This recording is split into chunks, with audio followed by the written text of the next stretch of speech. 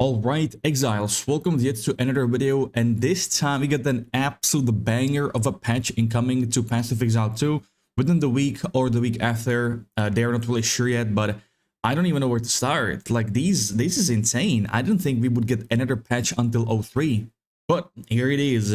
Endgame Rewards, they are changing it, so there are some very cool and super rare items, and they're buffing the drop chance of those from monsters, chests, just basically everywhere in the game. And on top of that, they're also adding new uniques and making the extra rare uniques more, chance to find them. So yeah, this just the chase items will be easier to find, if you will. That's pretty massive too. I'm very excited about the new unique items. So yeah, because they say they will enable some more builds, or take the build more in depth, basically. Next up, we get crafting Socketables. It does not stop here. They are adding 22 new runes, 14 soul cores, and 7 new talismans. Absolutely insane, right? Because they are aware that it's only resist and attributes pretty much with the runes, and they want to have some more diversity, if you will. More options. Now let's talk about all the endgame stuff. All the endgame content is getting buffed quite a lot as well. So first thing with the ritual, they are making the rare omens from ritual more common. So Omen of Whittling, for example, is going for over 5 divines, which is starting to drop in price because it's more common. That's pretty good because that will allow us poor plebs for more crafting. Corrupted essences, I have over 300 hours, if not more, in this league. I have never found one. So they're making it more common as well, which is very good. I cannot wait to try this out. There are some very sick ones too. Rogue Exiles, they will drop more unique items because they don't really drop anything right now.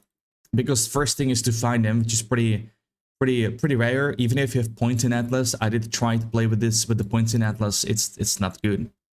So more by 3 times more dropping unique items. Twisted Domain, which is the breach boss, Xeshed.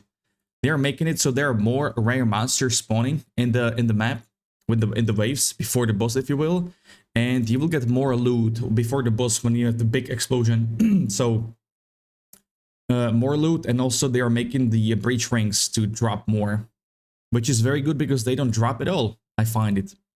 Expedition logbooks, we just ran quite a few yesterday, big sag, but full rework basically on all the different type of logbooks. First, they run above the experience from these mobs, and second, they are making it so more monsters will spawn when you detonate, when you explode the location. Which is, I'm not sure if that's gonna be good, because you'll get overrun by, if they buff it a lot, you might get overrun by monsters. And let's be real, dude, those monsters are pretty cracked if you go with some nasty combos in the logbooks. But it could be good, it could be good change. So the Lush Isle, which is in my opinion the best one, because there is a this little like Karu totem, whatever, that drops a lot of currency. That's the best one. This one is getting buffed because they will buff the melee experience in the zone, which is pretty interesting. And yeah, it should provide a very good source of experience. Now, next one is Frigid Bluffs logbook, the Icy Tundra, with the Val Remnants frozen in time. They are adding bosses in time, frozen in time, right here. And the Val Remnants that cost items to drop corrupted are being reworked. They will generate with 1 to 3 upsides and 1 to 3 downsides that normal remnants have. This could be either very good map or very good depending on the RNG. Like very hard, I mean, but pretty good, pretty interesting as well. Next up, Baron Exile logbook. This one drops the gold and runes, so they're buffing both, more gold, more runes, especially the new chase runes, as they mentioned up top. This right here. So we're adding in some new chase runes. This could be a good source to get them. So I never really done this one. Baron Exile could be interesting. Now they've also be added to minimap, so you can see where they are and plan well before starting to place your chain of explosives. This is a very nice quality of improvement, quality of life improvement. I'm a big fan because it's quite pain to path there. And the big one, I would say, shout out to Micro because he was struggling with this big time. You guys know we have been running non-stop, some Augury, Hidden Grotto, maybe Meyer, which one was there as well. They're making it so we will have, it will be less of a chance to running the same map over and over. That's what they said right here as well. They are changing it. We won't be running the same map over and over basically. This will make things feel far less repetitive when playing the end game, especially for many hours. Citadel spawning has been adjusted as well. Whenever a citadel is generated on the atlas, it also ensures that it generates the other two types of citadels near it. Because, most of the time you were just, when you cleared iron citadel, next two citadels were also iron. So you did not have the fragments for arbiter. So that will make it so if you find one citadel, you're guaranteed to get all the keys for arbiter within the range, of the first citadel if you explore it and clear the other two. So that's very good, especially when you're playing SSF, not Intra League.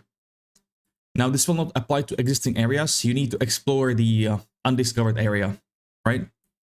It says it right here.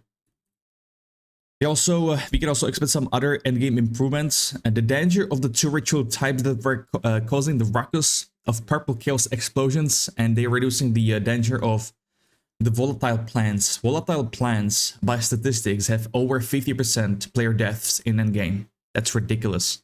I gotta be honest, I straight up ignore volatile plants on ritual. And I had character with 75% chaos res. I still died to the plants. I don't know what they did to it. They must have been some change, because I don't remember plants to chunk so much HP and just do that so much damage, even at full res cap. On top of that, they are lowering some of the dangerous map modifiers like elemental penetration, which was really hard. And they're improving the rewards and visibility of omens in Viridian Wildwood unique map, which feels very bad right now. No rewards at all. Radius to open class with hands and breaches, very good. Reducing the pack size of the bats that shotgun you with Proj in the Twisted Domain, which is the breach boss. And reworking the curse map mods to have counterplay. Interesting, right? Pretty good. Trial of Sekhemas, they're changing, so the no energy shield affliction will just half your energy shield. So CI builds will not wrap it right away. Wrap it up. And some afflictions and boons had higher chance to appear over 100 times, I believe. So they're making it more in line with other, right here. 100 times more. That's crazy. Some more quality of life and user experience changes. Making a huge improvement to searching on the passive tree when using keyboard and mouse. When you search for passives by typing in the text field, you can press enter to automatically find and go to passive. When viewers talk to me or tell me about some passive to find on the tree, I never find it. I am so blind, so I'm a big fan for that. Now, the biggest request I would say is we will finally get the same tier system as we have in PoE 1. So the highest tier will be tier 1 and not 12, for example, like it is right now. Because in PoE 2 it's backwards. I don't know why they went with it, but it's okay. So they are swapping it back to it to the same way as it's PoE 1. That's pretty good. They're making it more visually clear to see the corrupted and cleansed influence in one category. So, for example, or the main one, +1 level in corrupted influence areas will be easier to see than before. Which is good because I overlooked a lot of areas. And the big one, they're doing a performance improvement coming as well. So they are optimizing the physics on monsters and NPCs across the game, especially like CPU bottleneck performance. Especially the Act 2 Faridun and Freythorn, which is Act 1. That's very nice. Optimization is very needed in this game. Across the board, not even in here, but that's a good start, right? And for the conclusion, they will be adding some of the new uniques and Socketables runes and whatnot before the next patch, while, we wait. Before it's deployed, some teasers, if you will. So don't worry, I'll post those as well. I'm pretty sure they will be PogChamp. Hopefully, hopefully. This is some copium with a bit of hopium. Hopefully they will be good. But that's pretty much it for today's patch. Well, I want to say today's patch, but it will happen in a week or two, right? So just to recap.